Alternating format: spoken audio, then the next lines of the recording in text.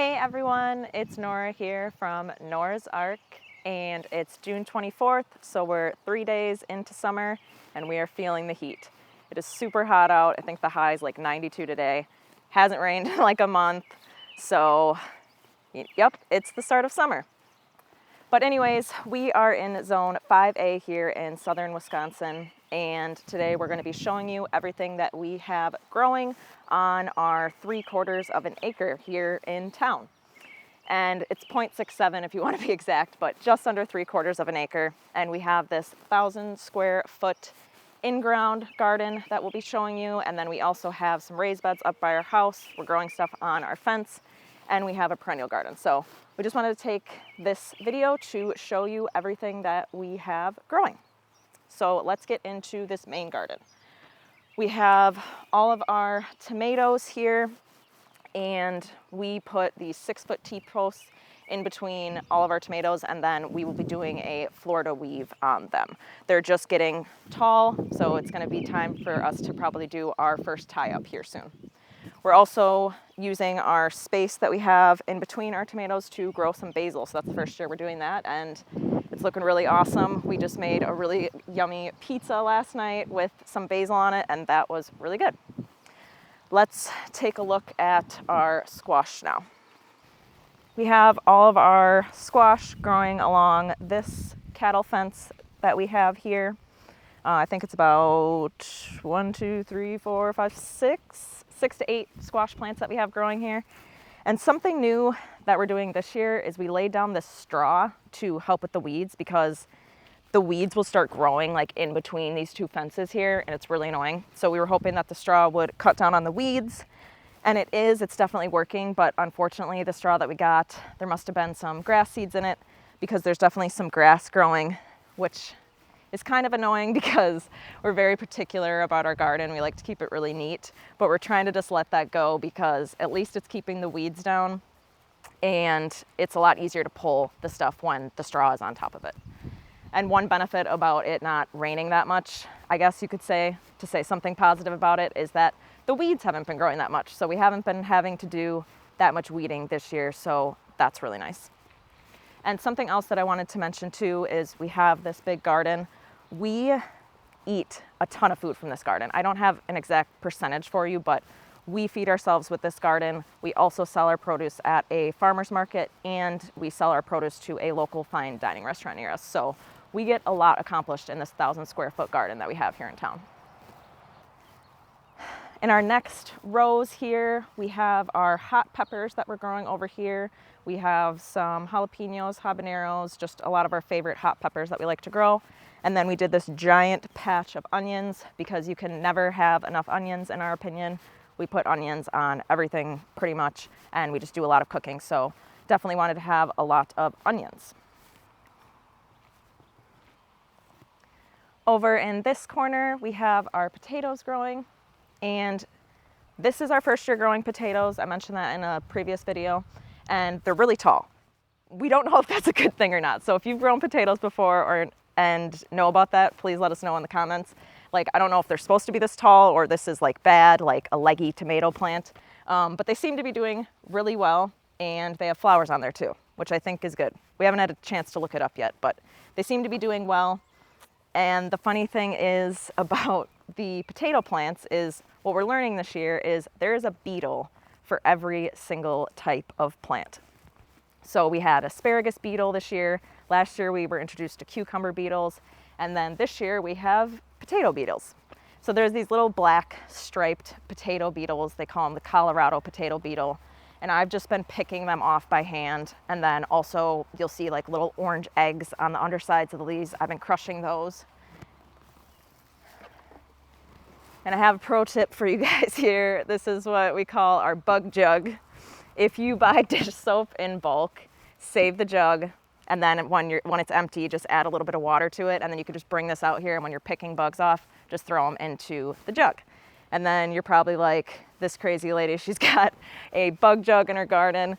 I used to be like terrified of bugs, definitely over that now. And now I'm just this crazy gardener that has a jug of bugs in our garage that I bring out and check the plants with every day.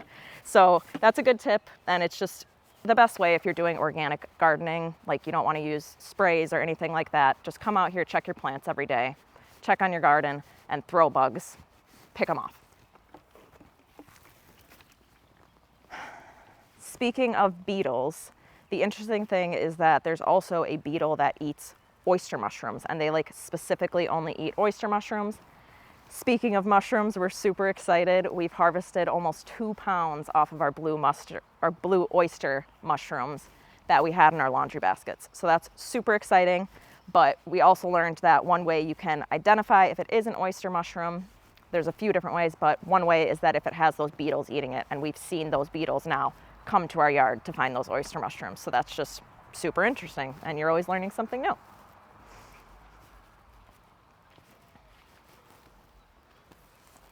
Over here we have our sweet peppers, we have some cauliflower, and then we also have our carrots that we're growing in bags, and those seem to be doing pretty good as well.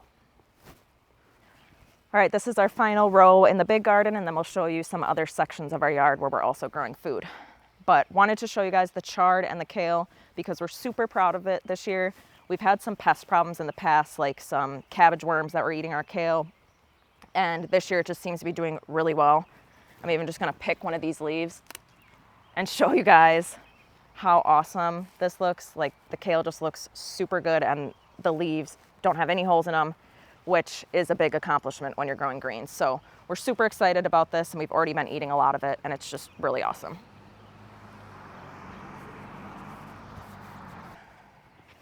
We also have our beets that are growing to the left of me. We eat a ton of beets. We sell a ton of beets, and we can beets. So we have a giant beet patch. It's about the same size as our onion patch. And then the last thing that I wanted to show you guys is our radishes. We are super excited about the radishes because it's been so hot, like I mentioned at the beginning of the video, that we thought they were totally gonna bolt, which means that they flower, and radishes are prone to that when it gets really hot. But these look beautiful, and they have not bolted. We sold a bunch at the farmer's market. We roasted some and ate them, and I'll just show you what they look like.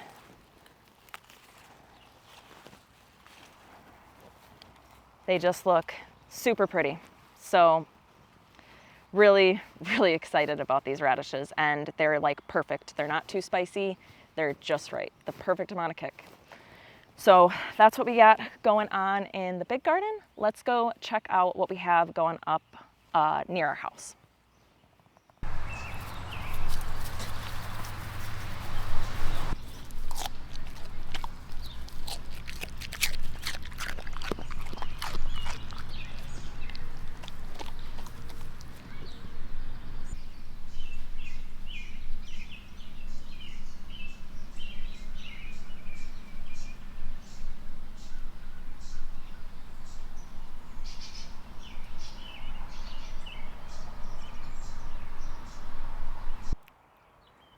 All right, so let's see what we have going on up here by our house. Here are our peas. This is a new experiment for us this year. We decided to grow them down instead of up. We just figured it would be easier. And the experiment turns out that it is definitely way easier to grow them this way. And they're doing awesome. They're super long, you could tell. They're like touching the ground already, and there is a ton of flowers and a ton of pea pods on here. Just pick one. Got a little pea snack. And it tastes amazing.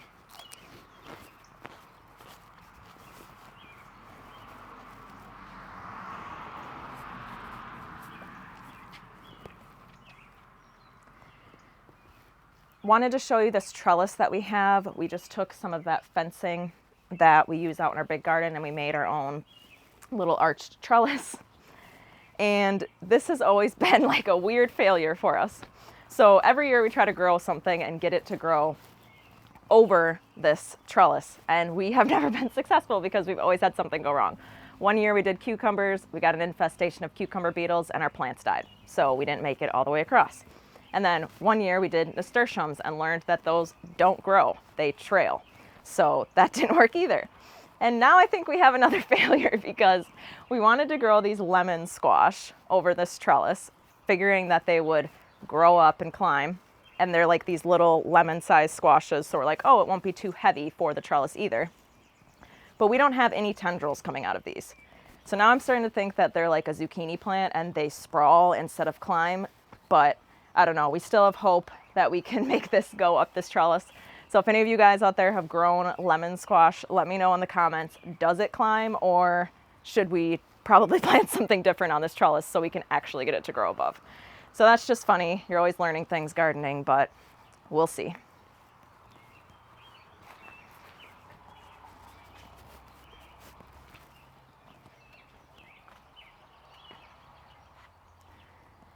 Right here, if you remember from last time, this section was empty, but we have replanted it with a bunch of lettuce. And we've been eating so many salads. I just love this time of year when we have a bunch of lettuce and we get to eat fresh salads from our garden. It's so awesome.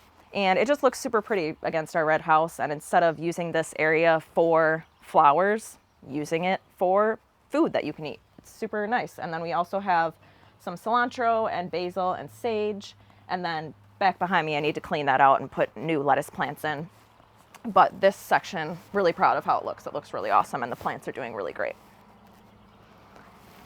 And then the last thing that I wanted to show you guys up here is our strawberry patch.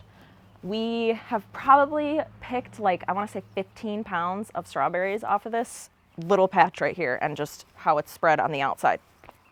And we don't know exactly, we've just been weighing them when we bring them in. But what we decided after, we're like, how many strawberries have we harvested?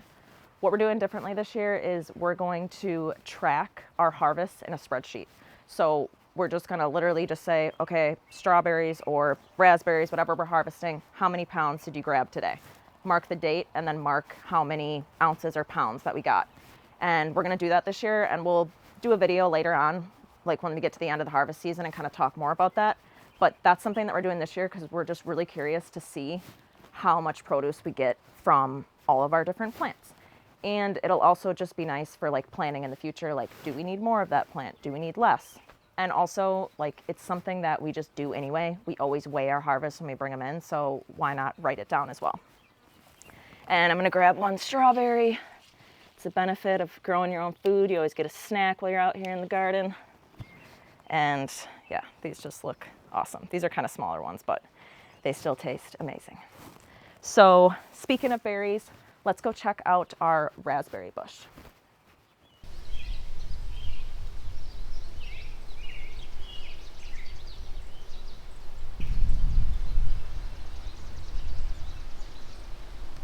So this is another section of our yard where we grow a lot of food. To the left of me, we have a really bee-friendly pollinator garden with a bunch of flowers that we like growing, butterfly bushes. It's super pretty and it brings pollinators to our garden. And then right here, we have blackberry bushes, we have raspberry bushes, one behind me, one there. And then we also have some blueberry bushes, but they're not as big. They're just kind of starting out. But these guys are huge. There's so many flowers. There's so many raspberries that are gonna be turning soon. It's gonna be crazy. We're gonna have so many raspberries. I can't wait to see how many pounds of raspberries that we get this year. And what's super cool about this as well is it's like succession planting. Sometimes you have to plan that, but with berries, it almost seems like it just happens naturally. So as soon as our strawberry patch is done, it's like our raspberries start ripening. So that's really nice because it's like, okay, break from picking strawberries. Now we pick raspberries and blackberries. So we're just super excited to see how many pounds of berries that we get from these bushes this year.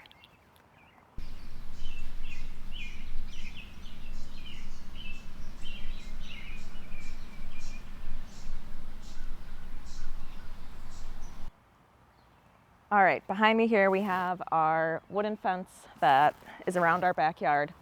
We have two different types of grapes growing on here. We have Swenson grapes, which are more like a table grape, and then we have Frontenac grapes, which we use to make wine with.